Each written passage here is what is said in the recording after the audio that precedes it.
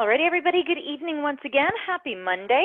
Happy snowy Monday for some of us. It has been quite the day, and if others are right now in mild to warm, hot weather, don't want to hear about it. So happy Monday once again. It is now 8 o'clock Eastern Time. Let's begin.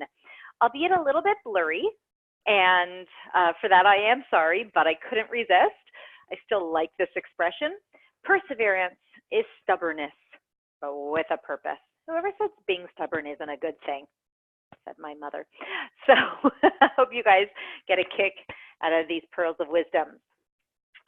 Let's dive right into a couple of announcements that I have. So courtesy of one of our classmates in group number 20 in my Sunday evening class who brought this to my attention, the SHRM exam deadline. If anybody, is, I guess, susceptible to this information, it has been extended. So it looks like over the course of the weekend, SHRM said, hey, don't rush to submit an application by Monday. I have been stressing to you that tonight is, kind of like the night or no turning back. They've extended it actually to a week from today. So November the 18th, I have posted this announcement to the Hive in our LMS, but if anybody was kind of thinking, oh, after class tonight, I'm going to go and apply, or if anybody was still kind of sitting on the fence, just know you just got yourself another week maybe to make that decision. Our Coaches Corner session for tomorrow, which is going to be hosted by my dear colleague Melinda, is going to be on career planning, or career planning models, I should say. I have not yet posted this information. Unfortunately, it's just been a wonderfully busy day, but I will be sure to do that this evening. So you have the first advanced sneak peek to what the topic tomorrow evening will be. Again, should be expected to be about a 30-minute session beginning at 8 o'clock Eastern Time. If you're not able to make it, not to worry. We'll get the recording available ASAP.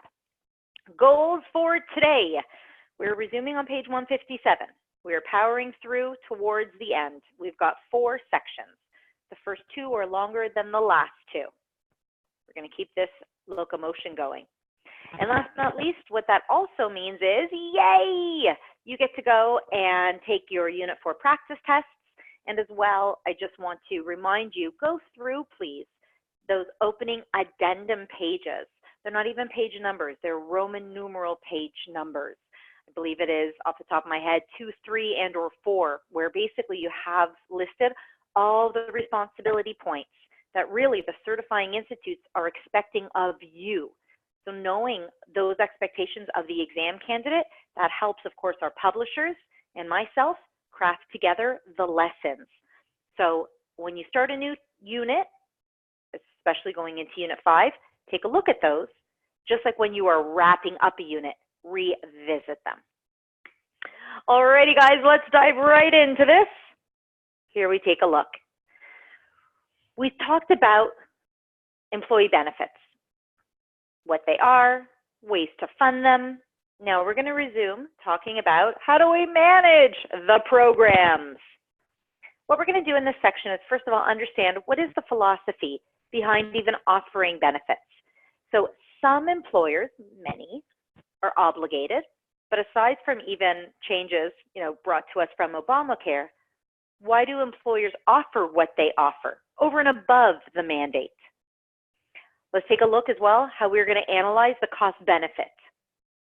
Kind of reminds me personally, but I think reminds all of us of lessons from the past, back to Unit 1, where we have that business acumen.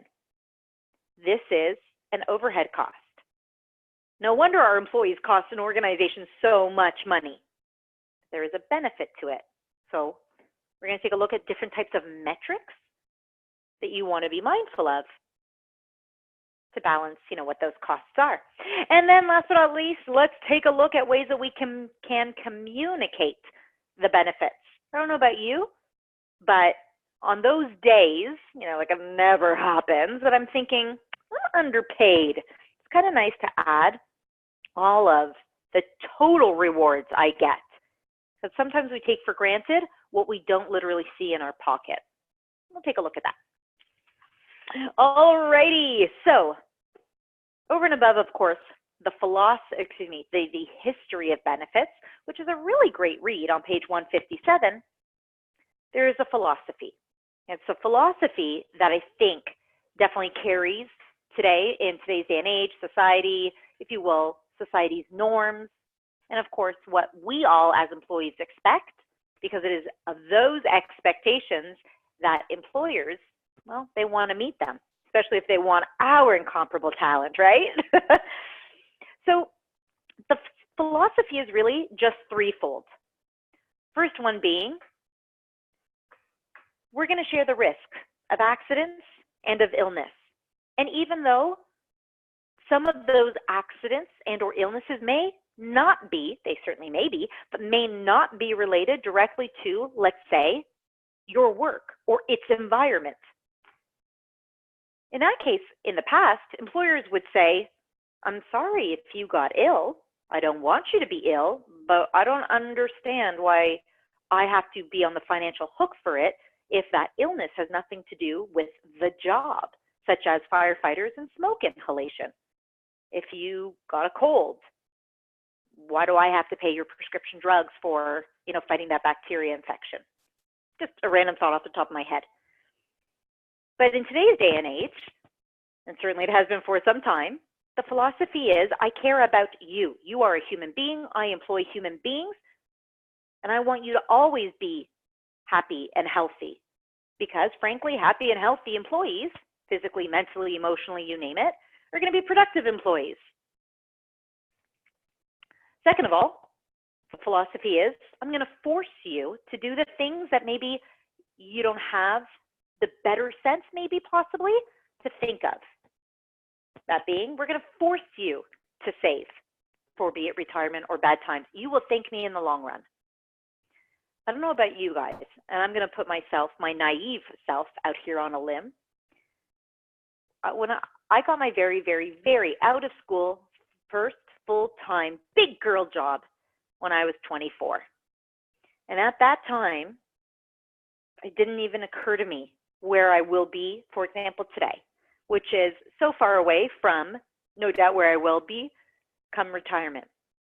But I wasn't thinking about, oh my gosh, I've got to save for, be it kids and their future, let alone, oh my God, my future, and worrying about retirement and how's the economy going to change and what does it cost even to own property and what have you. And you know what, I'm grateful then that my employer then, no, it wasn't the Gap. It was a different employer. My employer then forced me through benefits and such contributions. We've talked about, the defined contribution plans. They forced me to save. I'm grateful for it because it can keep me up at night. So I don't know about you guys, but whew, if I could turn back time, right? And then last but not least, sharing the costs for some special services. So such as sometimes it is long-term or short-term disability, whether it is prescription drugs, whether it is orthodontia, a couple things just off the top of my head. Oh, comment coming in. Forced you to save? They absolutely did. They said that they are going to, as part of their benefits, and this is just what they do, if I want to opt out, whatever the procedure may be, but like a defined contribution plan, they say we have such a fantastic plan, it qualifies to be exempt from tax, where it is so attractive that it almost forces you to save for retirement. And I'm glad.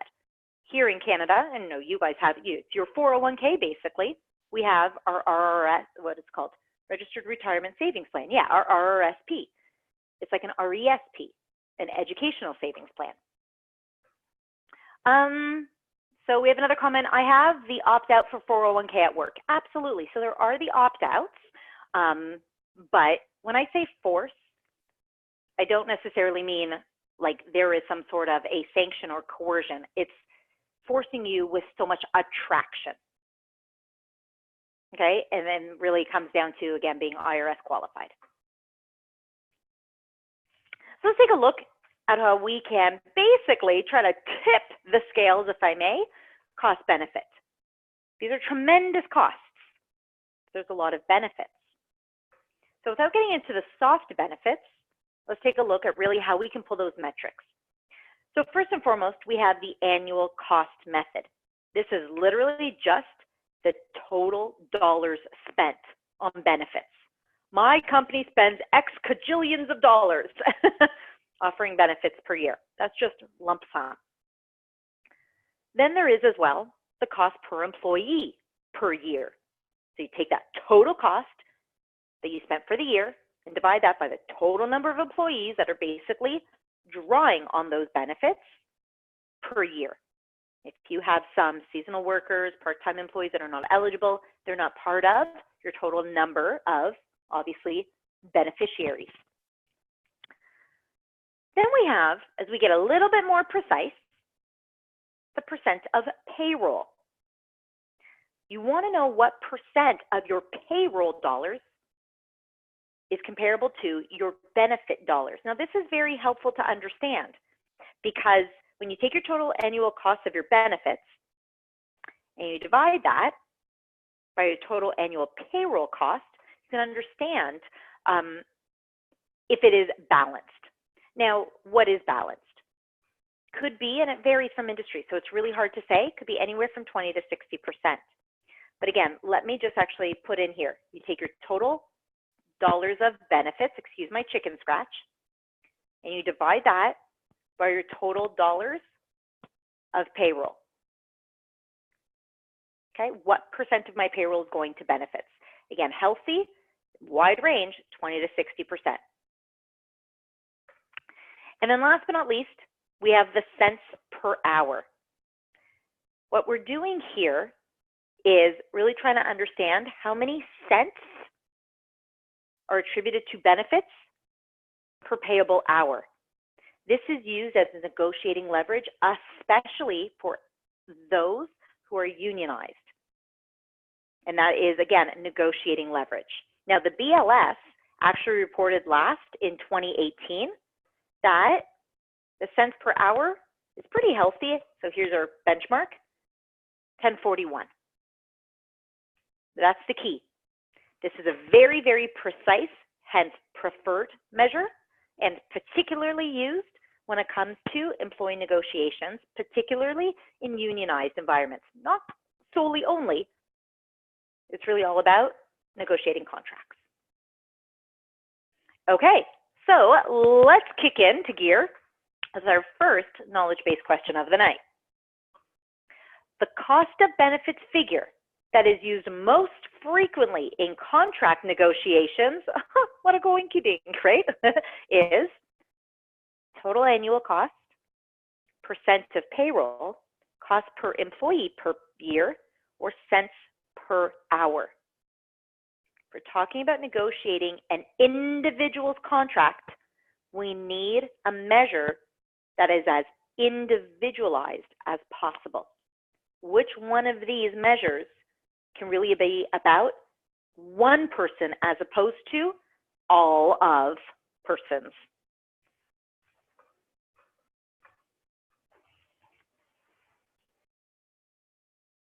Okay, super.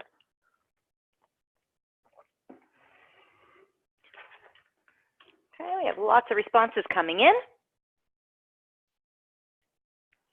Forgive me if I'm silent, I am still here. Just gonna wait to see if we have a little bit of a slowdown, which it looks like we do. Just want to allow everybody a fair amount of time to weigh in. Okay. Going once. Going twice. 3 times. Amazing. Yes. D is the correct answer because this is about one's workable hours. Okay, amazing. So let's take a look at ERISA and legal compliance, especially with ERISA. If I'm not mistaken, I think the last time ERISA came up was like all the way back in Unit 2, where we were talking about early retirement, and we wanted it, of course, to always cooperate with the ADA. No, I always get this confused. No, yeah, the Age Discrimination in Employment Act. That's the ADEA, I guess. Oh my God, I always get those confused, you see? So here we're really just concerned with early retirement, and any retirement to that case, because ERISA provides protection in any voluntary retirement plan. But what's important as well is that the benefits received under ERISA, they include all of the following as you see, because that's what will make that particular offering compliant. Okay, so any welfare benefit plan that is going to be offered by an employer to incentivize early retirement, whether it is a fund, a program, a plan, that employer has to provide all of the following. And they have to communicate it as well. So this is key in order for, again, that offering to be compliant. No, actually, sorry, excuse me, guys. No, sound quality is good. You're good, Kristen. All is good. Okay, so as per ERISA, let's take a look at how we are going to communicate the benefit programs. So the communication, well, I've heard different types of ways to call the document. There's a summary plan document. There's the, what else did I hear it referred to as? Oh, you guys can fill in the holes. I'm sorry. My brain is just drawing a blank. Forgive me. I guess that's not very reassuring. But anyhow, SPD. It requires that employers describe all of the benefits that are going to be received. So people also can make that decision. Do I want to opt for this? Is this aligned with what I need, where I am, what's good for me and my beneficiaries, and so forth. So what we need to see in this summary plan document, the SPD, is, first of all, who's eligible? Are there any stipulations? Are there any contingencies? Are there any limitations? Everything has to be laid out, and as well, in a very clear and concise manner. Nothing to be, if you will, very overwhelming, where really one needs to go and hire a lawyer to break it down. We need to see a summary of all of the benefits. We need to see as well how one would go about claiming the benefits, or should they be denied, how they can appeal it, again, in very precise language. What too would be the circumstances under which somebody would lose their benefits?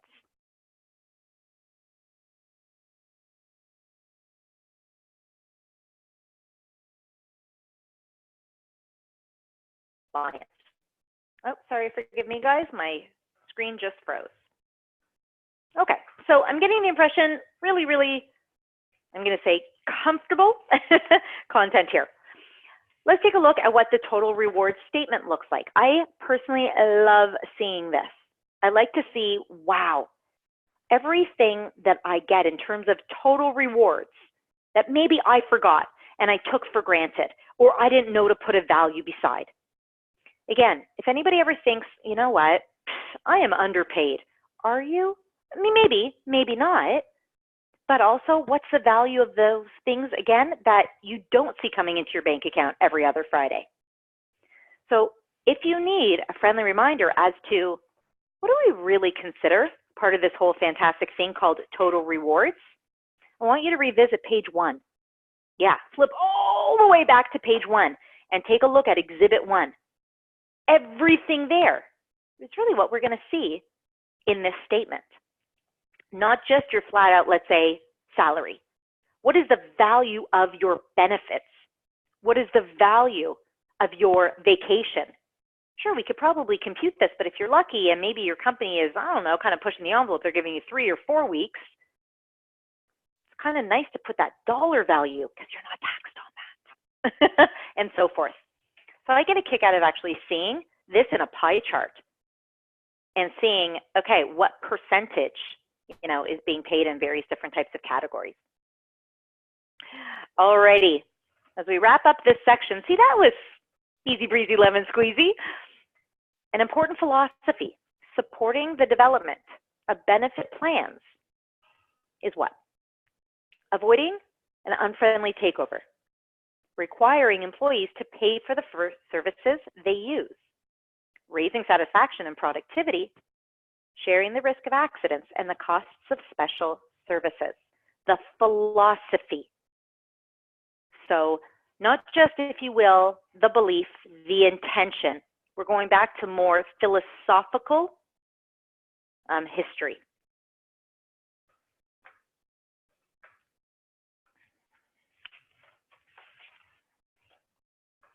Super.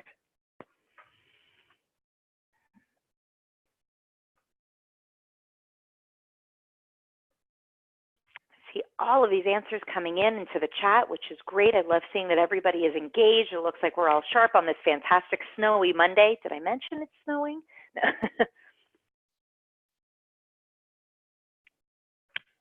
Okay, going once, going twice, 3 times.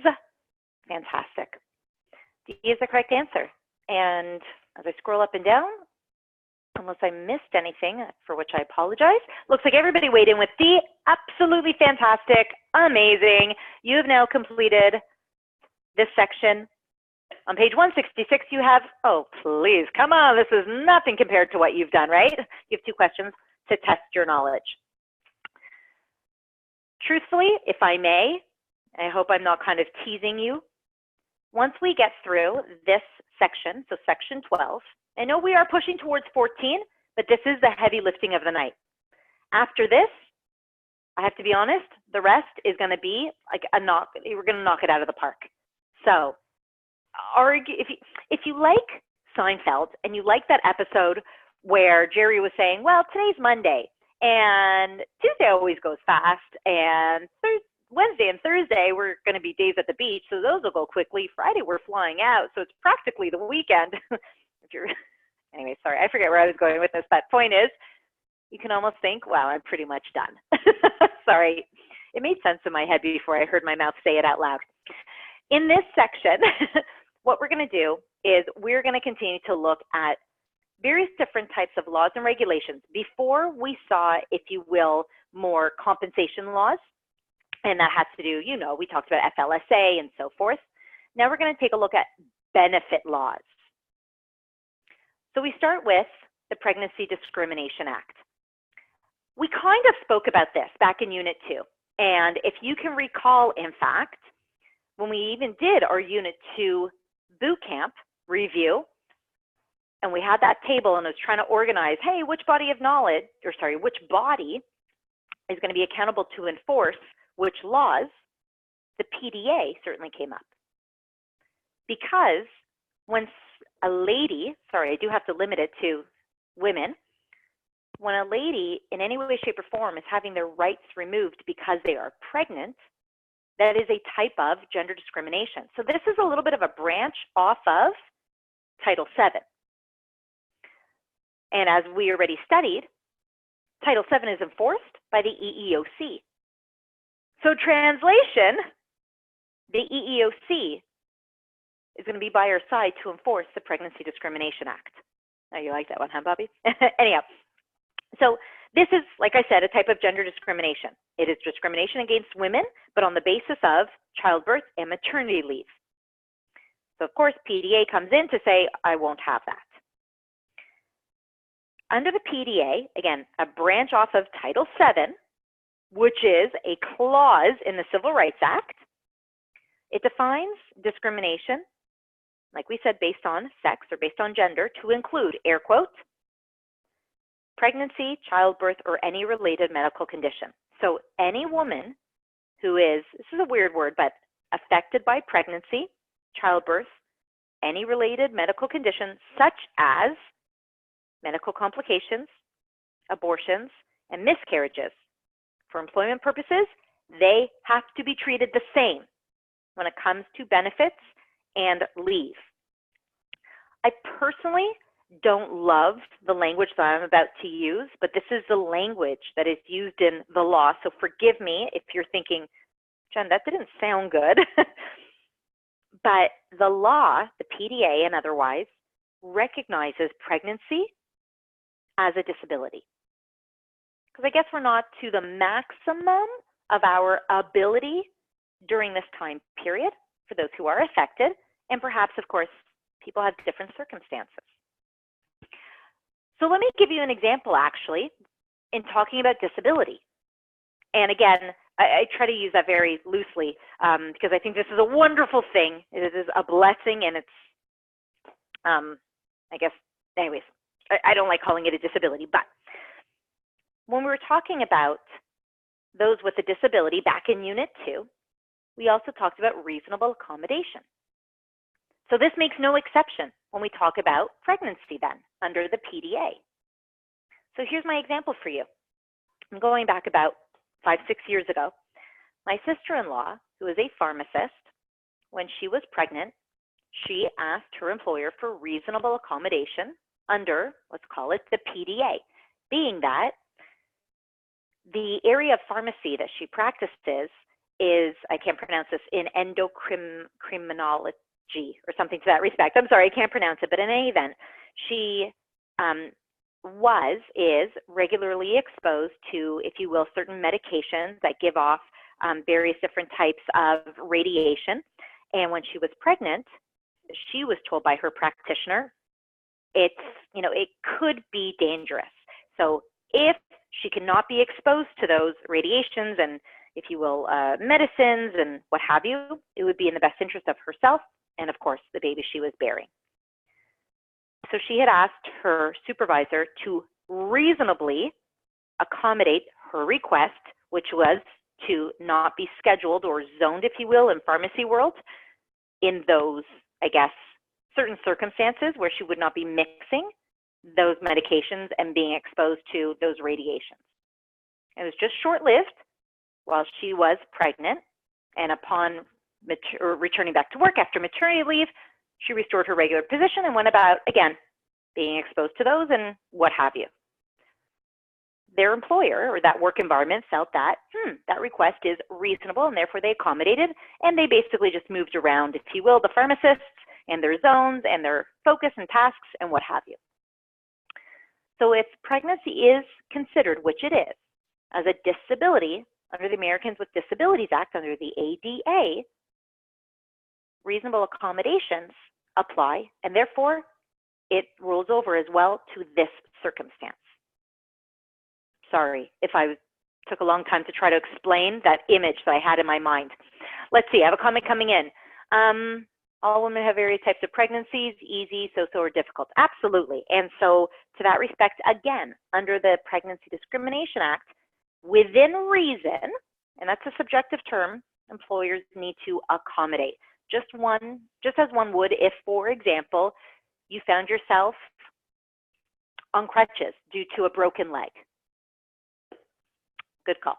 Okay, let's take a look at the FMLA, Family and Medical Leave Act. Word on the street is we might see some changes to this. I don't think we have any defined dates, but the First Lady, Ivanka Trump, boom, boom, she's certainly working to extend this. But be that as it may, time being, this is what we got.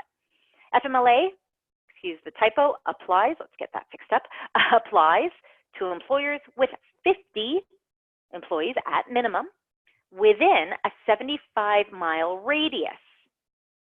And of course, this makes employees eligible to take up to 12 weeks consecutive of unpaid leave each year for a specified family and medical reason. There are some stipulations. The employee must have worked for that employer for at least 12 months and or a minimum of 1,250 hours. Employers that are covered by FMLA would be in the private sector, like we see, 50 or more employees, or public agencies. It's including state and local employers and schools. The circumstances which we see that one would be eligible for FMLA leave includes a new child is born, or if a new child is placed in one's care. There are a bunch of circumstances that could happen, equally a blessing. If an employee is needed to care for a seriously ill spouse, child, or parent. So aside from the joke that I'm about to make, and it's nothing other than a joke, the law does specifically specify parent does not include parent-in-law. So there's a reason you don't have to take care of your in-laws. Okay, that was the joke, but it has to be your maternal, paternal parent, not an in-law. If an employee has a serious health condition, or again, immediate family, a spouse, a son, a daughter, or a parent of a person who is on or about to be on active military duty for qualifying exigency. Those are conditions. Now, here's something to keep in mind as well. So we can take these 12 weeks within a 12-month period. Some people, for example, may have children, I don't know, 16 months, 18 months apart, or various different circumstances. Maybe they need to, leave, for example, for medical leave, or the taking care of, a spouse, for example. So how is it measured? Is it literally every calendar year? It's up to that employer, but they have to be consistent. And when one claims for FMLA leave, this would too have to be documented, I imagine, in that application to FMLA. So it could be in a calendar year. That measuring could be a fixed fiscal calendar year or anniversary of a start date. Could be measured 12 months as of the first leave, so it's called measuring forward. Or it could be 12 months as of the last usage, which is being called measured backwards. Here's some additional information. I'll take a look at the comment just came in. FMLA and workers' comp can actually run congruent. But we need to see that, again, the reason for the absence qualifies under both FMLA as well as workers' compensation. Comment is coming in. If an employee takes FMLA for a 12-week pregnancy, does the employer need to pay for that time off? Let me read that again. If an employee takes FMLA for a 12-week pregnancy, I envy that person. Maybe I'm reading it incorrectly. If they take leave for 12 weeks for pregnancy, I guess that's probably what I should be reading it. Does the employer need to pay for the time off? No. If they choose to, that is very generous and gracious, but under FMLA, it is unpaid, which too is why I imagine, don't know this for certain because I'm kind of spoiled here, I get 1 year of paid. Don't get too excited, it's not like full salary, but nonetheless, why some people may not be able to afford to be off of work for 3 months and really not bring in a dime. Yeah. Now, some employers, I'm thinking of Facebook, for example, I read, Mark Zuckerberg, they do top up, and I believe that they even stretch it to 6 months. Anything over and above these by law conditions is really at the gracious generosity of that employer. That would be PFL. Right here in California, we do have that. Okay, so yeah, I'm just talking, this is national. That's really nice. Excuse me. See, I'm telling the truth. Yeah, so again, other than anything state-specific and California being such a unique territory, and anything being maybe employer-specific, being super, super kind and generous, and look, that is a retention tool. That is a benefit, which we will see in the total reward statement. No, this is all that employers are required nationally by law. That is super nice. Holy wow. Well, you guys beat us here in Canada. Okay, let's talk about possibly extending the 12 weeks. What would those circumstances look like? Under the National Defense Authorization Act, so another law that you could add to that table that you've been working so hard to maintain, here we can extend the 12 weeks under FMLA when we have an active military duty member. We can see another 26 weeks, albeit unpaid, but 26 weeks during a 12-month period may be available as an extension to an eligible employee who is the spouse, the son, the daughter, the parent, or the next of kin to provide care to that service member. HIPAA, a little bit of refreshing. Now your health insurance can be portable. So HIPAA was put in place, and always, I believe, trying to be polished up and be made even better than its previous version, so that you all can, I was going to say we all, but so that American workers can enjoy portability of the healthcare coverage and not really feel that they are handcuffed to their current employers, current circumstances, and what have you. Now, HIPAA as well limits the exclusions of pre-existing conditions, and it places restrictions on an insurance carrier's ability to exclude a worker from coverage. So what you see what you see at the bottom half of the slide, all of the bullets, are all of the provisions that are offered by HIPAA. But again, the purpose of HIPAA and why it is constantly being revisited is really to avoid job lock. There's a key buzzword for you. We don't want people to feel, like I said, handcuffed, locked into the job. Because healthcare is too huge not to think of when possibly examining other options. Okay, question time. According to HIPAA, if an employee has been continuously covered by another healthcare policy for at least 12 months, then what? Well, then a 12-month wait for a pre-existing condition is allowed. Then no pre-existing condition exclusion can be imposed. Only a 3-month wait for a pre-existing condition can be imposed. An election notice must be sent to the employer within 14 days after a qualifying event, ooh, there's a key buzzword, describing the coverage and premiums. According to HIPAA, imagine yourself being continuously covered by another healthcare policy for at least 12 months.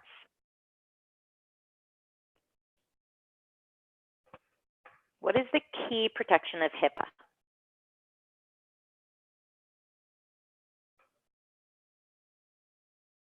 Okay, super.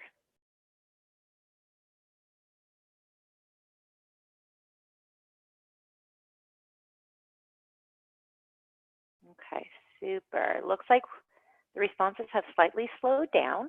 Just going to wait another moment. There's a lot to read here.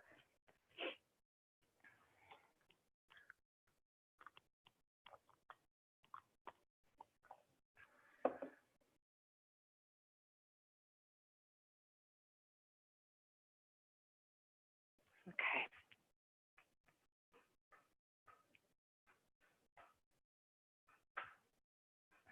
Okay, so I think I'm getting the impression anybody who wants to weigh in, and a lot of people did, which is great. Thanks for being so active and engaged.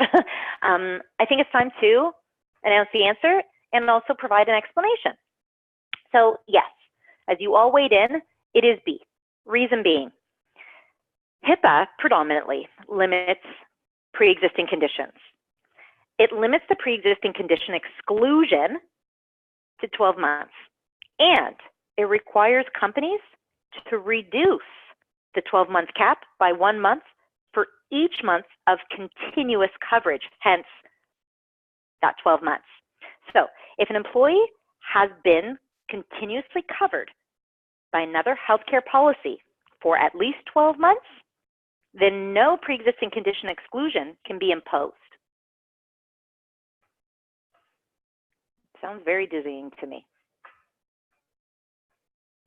Okay, but all jokes aside, everyone good? Okay, fantastic.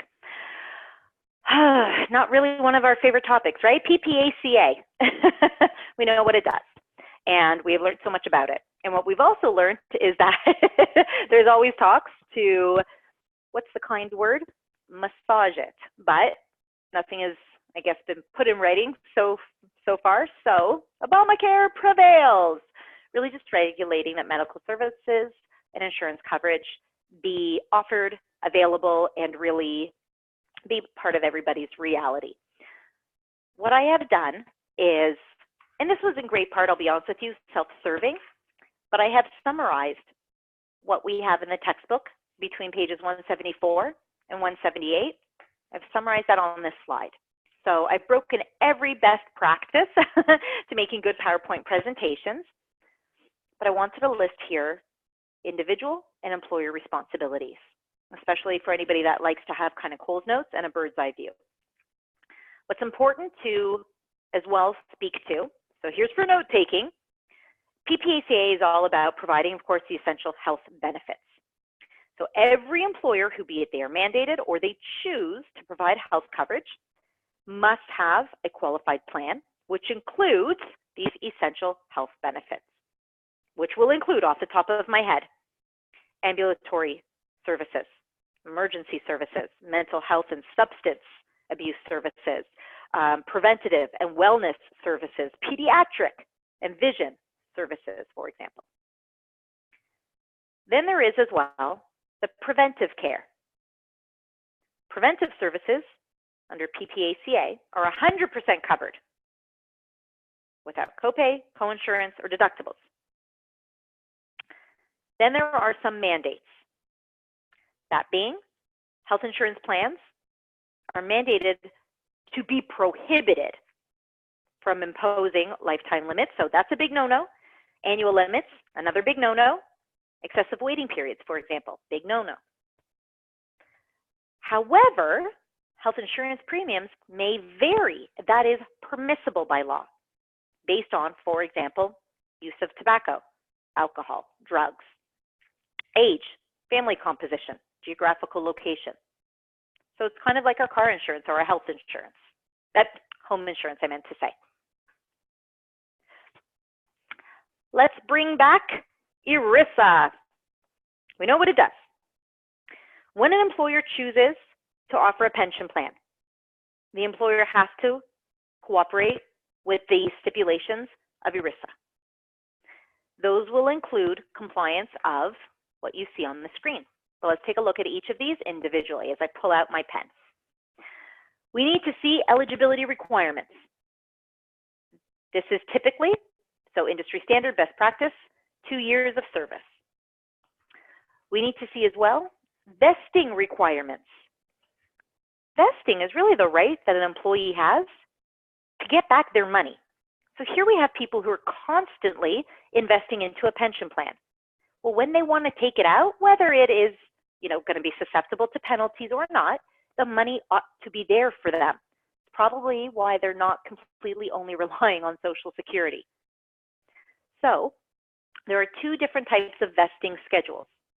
The first is called CLIF.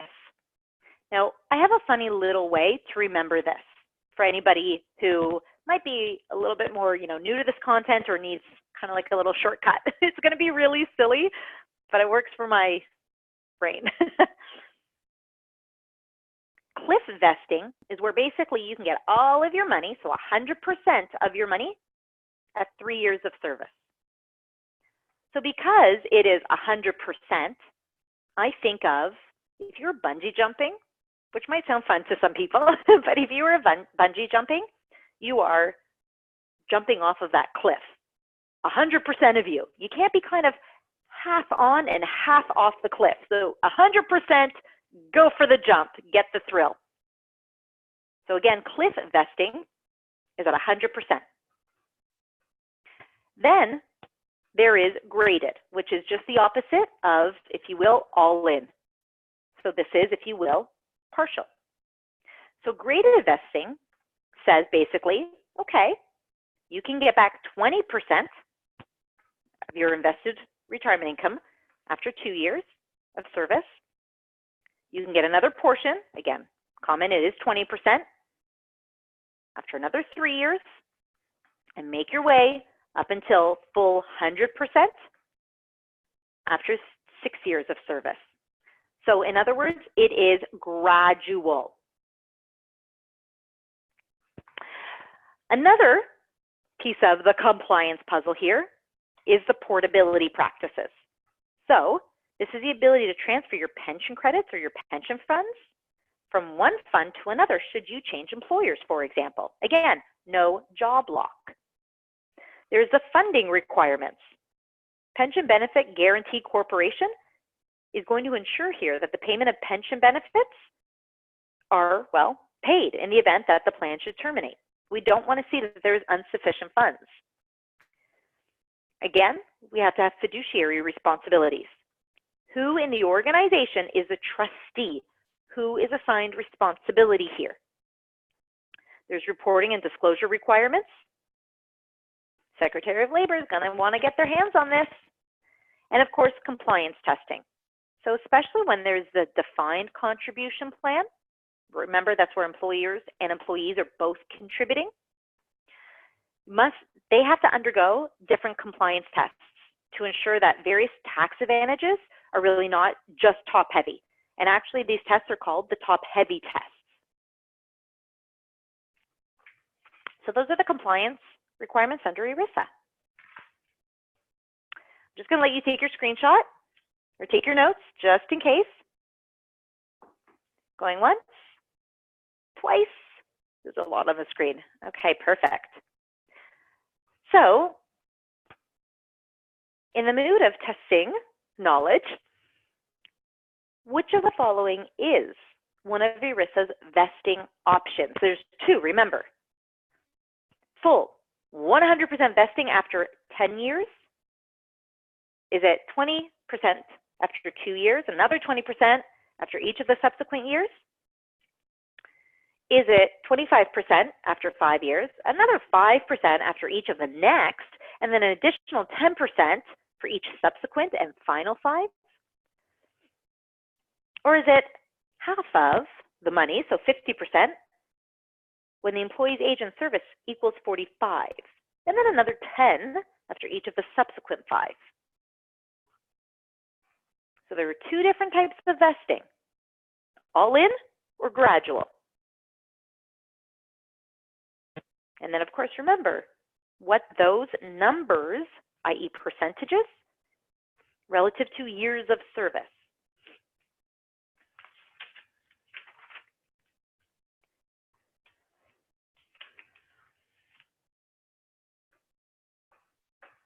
Okay. We're making really good time. This is going beautifully. Thank you. And yay. We're nearly done this section, which means we did all the heavy lifting. Okay, looks like I think everybody has weighed in who would like to, I'm guessing. Here we go. Correct answer is, drum roll please, B. You guys called it. So good job. Perfect. So it's all about that gradual. 20%, 20%. You see a pattern there. The Department of Labor manages COBRA. It is quite the mouthful. Say it 5 times fast. The Consolidated Omnibus Budget Reconciliation Act. It was designed to ensure that an employee does not lose their oh-so-needed benefit coverage should they make a decision, or if the decision is made for them, to leave an employer. This act requires that employers with 20 or more employees extend health insurance group benefits to terminated employees. Again, whether the termination was voluntary or involuntary. That magic number, again, for your records, is 20 or more employees. Excuse me, sorry, my mouse isn't working. It will also extend to if an employee's employment category should change. So for example, if you have, let's say, an employee who is considered full-time and therefore receiving benefits, and due to, could be a variety of different reasons, but maybe the business has warranted changing one's status to part-time and therefore not eligible for benefits anymore, COBRA will protect them. As well, will be extended to that worker's spouse and or dependent children. So an individual who's eligible for continuation of coverage is called a qualifying beneficiary. That qualifying beneficiary will include the employee, if there is a spouse, and if there are, or is, I should say singular or plural, dependent children. The event, which you see listed here, would be called the qualifying event.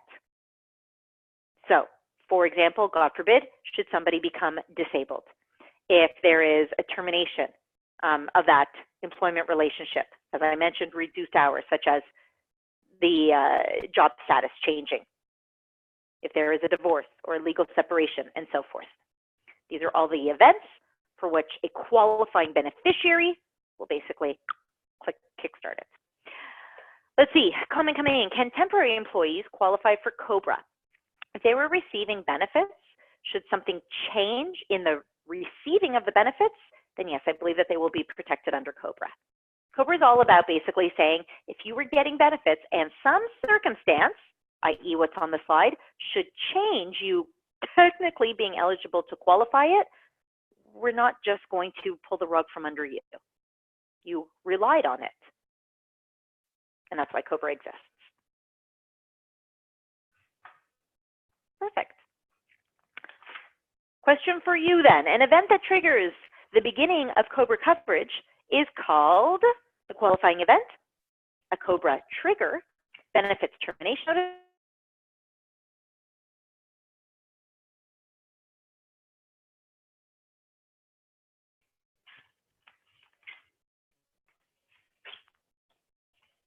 fantastic.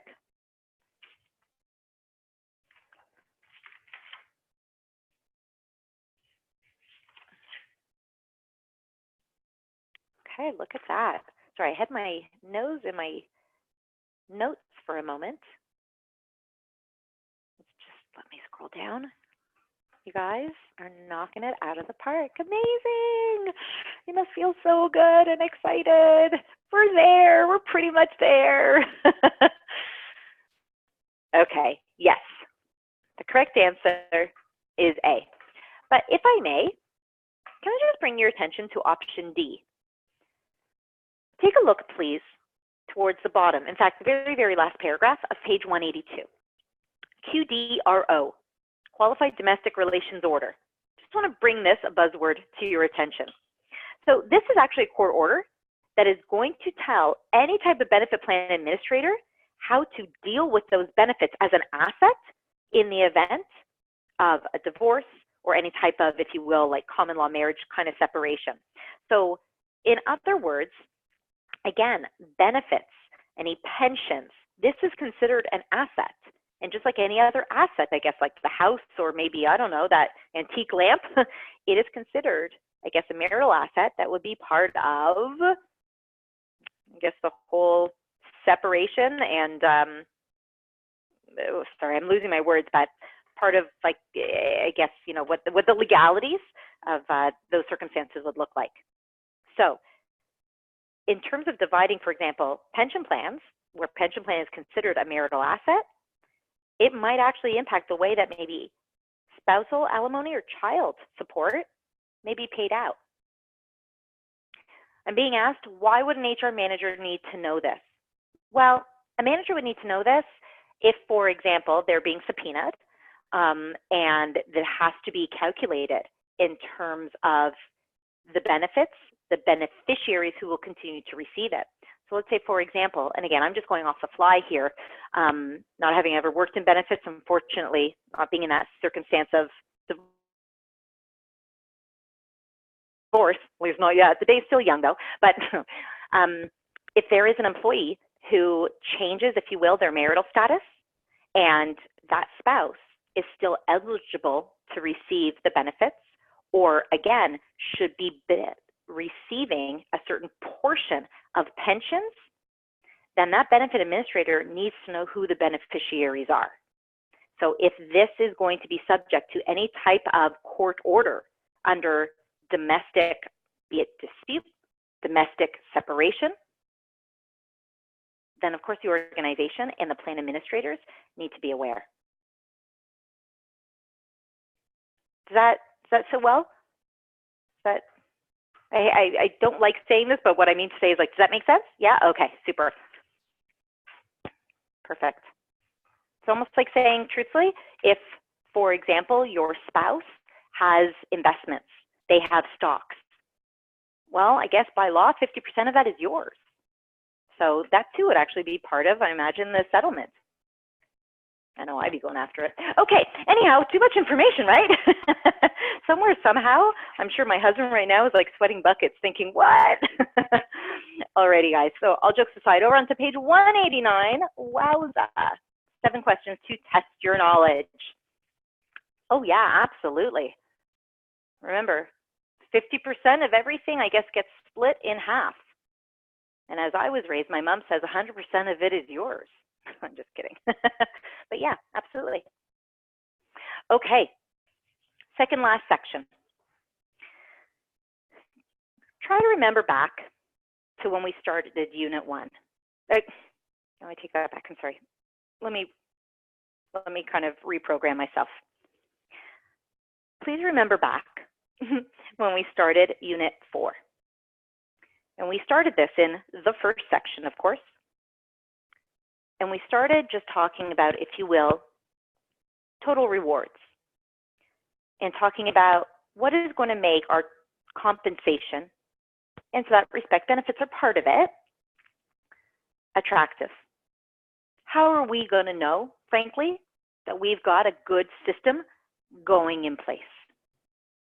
Just like whether it was to try to assess our recruitment strategies and approaches, and or even training strategies, approaches. We always want to sit back at the end of it all and ask ourselves, do I have a good thing going on? Is this meeting and exceeding my department's, let alone my organization's, strategic goals and objectives? Is this being effective? That's what we're going to talk about now. So everything that we've discussed in this unit is now going to basically come to fruition. We're going to sit back and ask ourselves, do we have a good system in place? Because if not, let's go back to the drawing board. What I want to do with you in this section is just take a look at the importance of the whole budgeting, if you will, when it comes to comp and benefits. When we talk about cost management, there are 3 variables that go into calculating labor costs. I have actually seen this on a test. Not to say that you will, but what I saw on a test, and I remember this actually like it was yesterday, it was more of a question. Now, I can't recall how the question was per se like articulated verbatim, but I remember the question basically saying, actually now I guess I do remember, something along the lines of, not what is the equation, but what are the 3 variables that are taken into consideration in determining labor costs? So it was a strictly knowledge-based question, but be that as it may, I had to identify the 3 things, for lack of a better word, which are the number of employees, which is as well the average cash compensation, average throughout the entire organization. For a really big company, whew, that's a hard calculation. And then third, the average benefit cost. That's what tells us what our labor cost is. So not that I think that you'll need to calculate this, but you'll need to recognize those 3 variables. Bobby, yes, 100%. Sorry, I'm late kind of chiming in, but yeah, I like that approach. Sorry. Okay.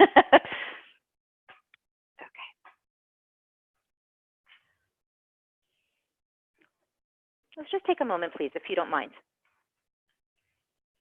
Take a look here. These are, if you will, the items that you, I, the next person, needs to really examine, needs to comment on, needs to be ready to defend when we are justifying a compensation structure. So at the end of it, and basically we're asking ourselves and answering for ourselves the question, do I have a good thing going on? We'll answer that by assessing, yeah, because the compensation plan and structure and program is legal. It is adequate. It is motivating, equitable, secure, and frankly, cost benefit effective. Now, I know I went through that like turbo tongue, but I want to ask or invite you rather, take a moment and really let this sink in. These are the 6 ingredients that you will determine in terms of your evaluation of a total rewards program. My question to you, as you really sink your teeth into this, does this remind you of anything?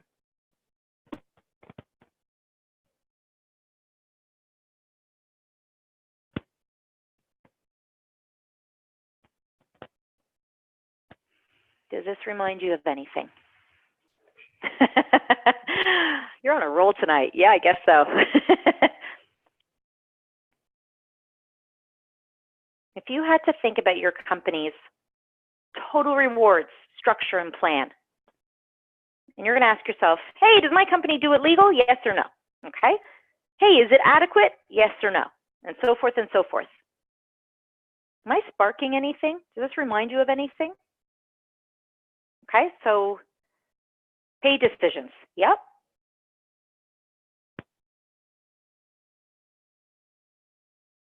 Does this look familiar at all? Probably stumped you, right? Do you remember when we started? There it is. Basically, yes, in so many words. So we have a classmate saying the plan. Flip to page 3, please. Exhibit 3 on page 3 is the plan. Remember I said at the very beginning of the unit, and I know it was like long ago, so who can remember? But I said at the very beginning of the unit, these should be the 6 strategic compensation objectives to satisfy in order to have a good total rewards plan. So this is, if you will, the baseline or the guideline when you're going in designing. Will these not be the criteria for assessment post-execution? It's kind of like a training program. If you say, my goals and objectives of this prep course is to prepare people to pass the exam, then will I not assess the success of this program based on pass rates? Where I start is based on where I need to end. And where I need to end is what I evaluate. Does that ring a bell? Yeah, came full circle. So what you see on page 3 and what you see as well on page 194, they're identical. And they stand for the same things as well. Yay, wasn't that fun? I don't even have a test your knowledge question. I think I probably, I hope that amongst my dramatic delivery, point was made. Let's now wrap up this unit. You'll be happy to know I've got 2 slides. And it is so well deserved. Looks like we're going to wrap early, and it's been a long time coming. Whenever and wherever and however we can throughout these studies, I'm sure you have picked up, we've always tried to inject that international component because it is reality, but those of you taking a senior level exam, SPHR and or SHRM SCP alike, you are more likely than the others to probably get such an international level kind of question about any one of the functional areas in the wonderful profession of human resources. Now, I'm not excluding PHR or CP exam candidates, but I'm just saying the senior level folks are more likely. Let's just take a look at all the things we want to take into consideration when we talk about monies and international business and expatriates. So when you have a global organization or you have a MNC, multinational corporation or multinational enterprise, remember that from Unit 1?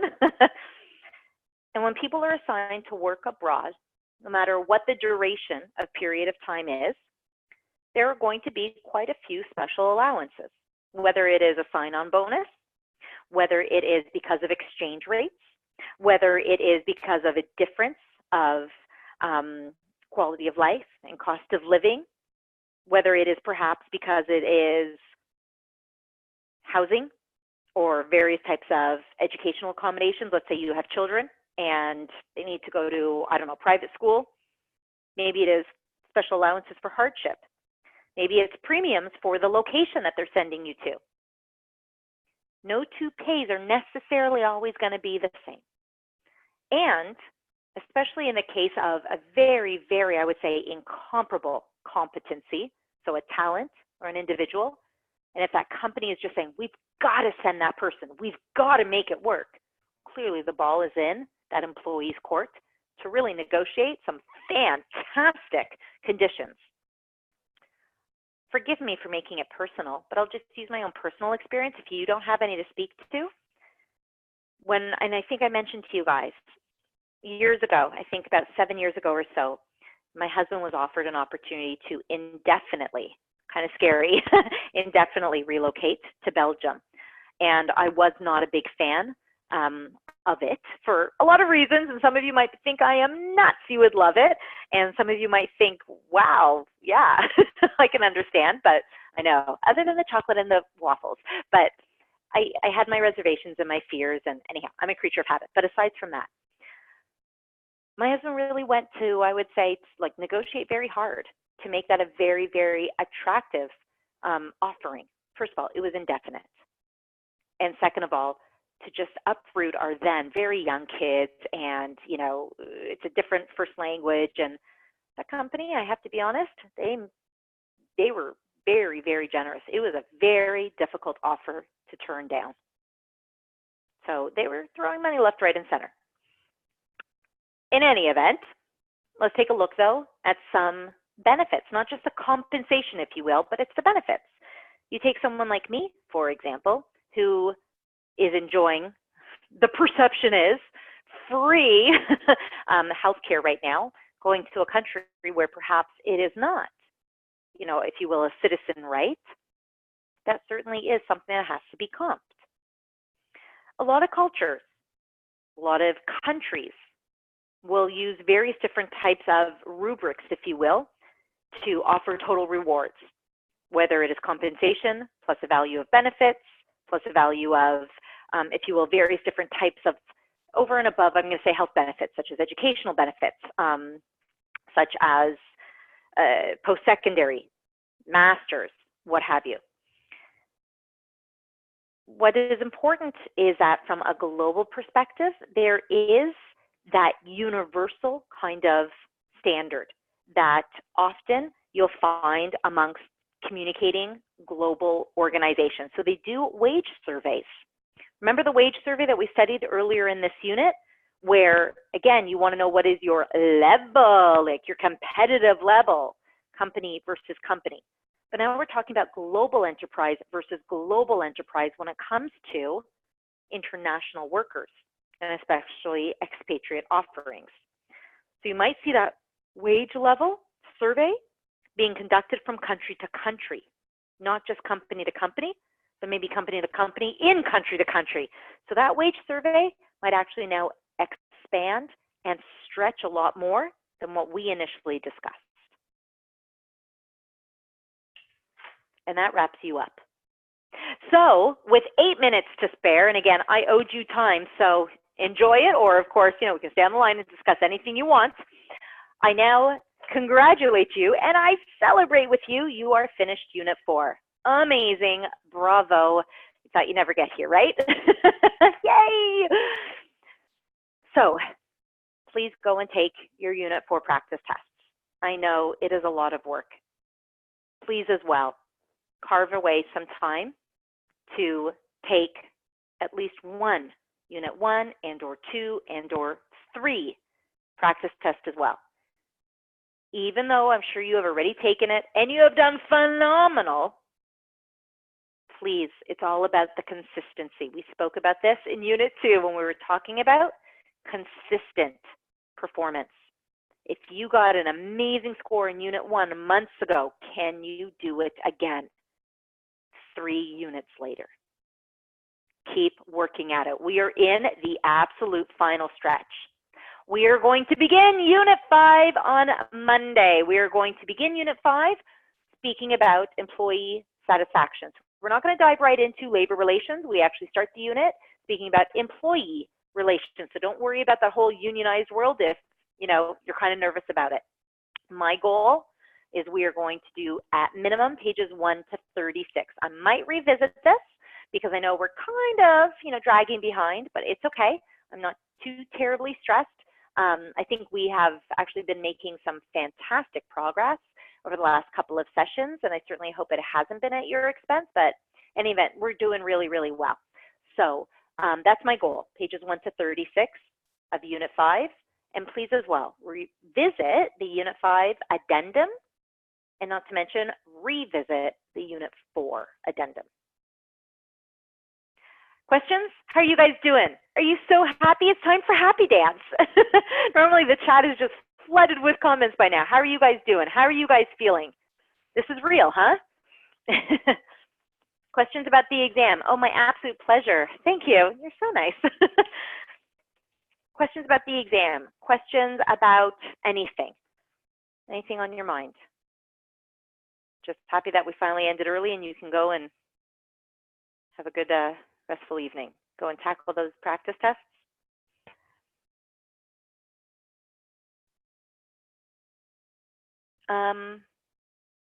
What did I miss out on? Sorry. On Monday, not Thursday? Did I mess up? Today's Monday, right? Are you talking about the reading assignment? Did I say Monday? Sorry. I'm like trying to revisit my words and now I can't even remember anything. What happened 30 seconds ago? If it's about the reading assignment, it is for our next lesson on Thursday. If I said Monday, I am so sorry. If you're, so that's maybe A. If your question, just clarifying the days of the week, but maybe is about the exam, because I did speak about that at the beginning of our lesson, and it's about deadline to apply for SHRM.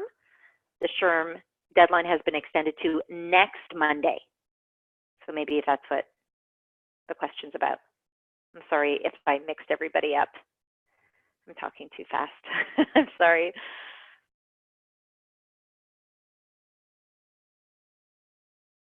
Okay. I don't see any comments coming in. I hope that was clear. Let me know if I totally just made you dizzy. I'm sorry. I have a tendency to do that. Alrighty, guys. Okay. Well, oops, sorry, I didn't mean to do that. I don't see anything coming in. I hope, oh, my pleasure. So, my pleasure. No, I should be thanking you guys.